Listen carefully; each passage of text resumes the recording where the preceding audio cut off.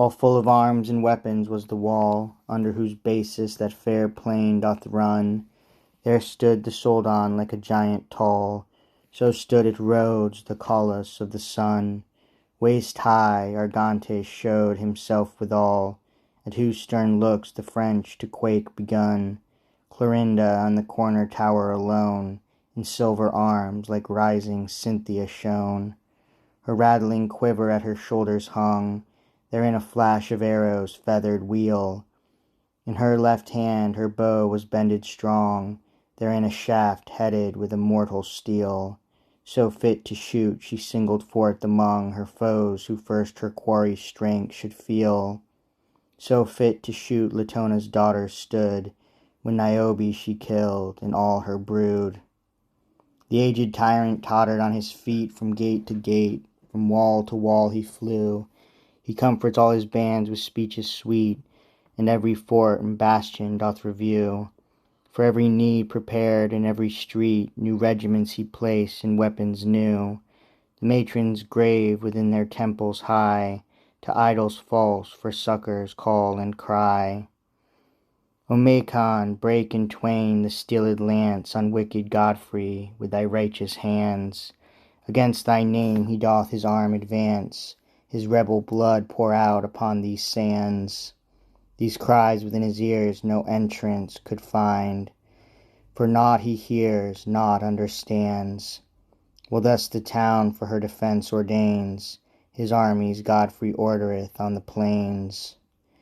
His forces first on foot he forward brought, with goodly order, providence, and art. Against these towers which to assail he thought, in battles twain his strength he doth depart.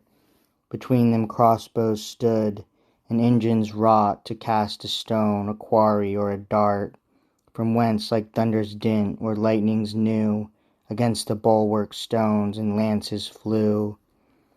His men-at-arms did back his bands on foot, the light horse ride far off and serve for wings.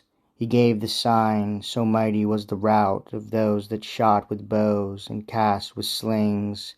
Such storms of shafts and stones flew all about, that many a pagan proud to death it brings. Some died, some at their loops durst scant out peep, some fled and left the place they took to keep.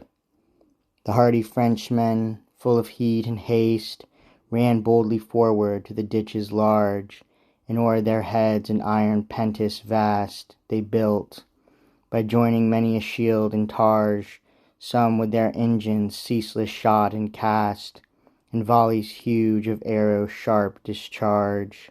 Upon the ditches some employed their pain to fill the moat, and even it with the plain. With slime or mud the ditches were not soft, but dry and sandy, void of waters clear. Though large and deep the Christians fill them oft, with rubbish, faggots, stones, and trees they bear. Adrastus first advanced his crest aloft, and boldly 'gan a strong scolado rear, and through the falling storm did upward climb of stones, darts, arrows, fire, pitch, and lime. The hardy Switzer now so far was gone, that halfway up with mickle pain he got. 1,000 weapons he sustained alone, and his audacious climbing ceased not. At last upon him fell a mighty stone, as from some engine grate it had been shot. It broke his helm, he tumbled from the height, the strong Circassian cast that wondrous weight. Not mortal was the blow, yet with the fall on earth sore bruised the man lay in a swoon. Argantes 'gan with boasting words to call, "Who cometh next? This first is tumbled down. Come, hardy soldiers, come, assault this wall. I will not shrink, nor fly, nor hide my crown. If in your trench yourselves for dread you hold, there shall you die, like sheep killed in their fold."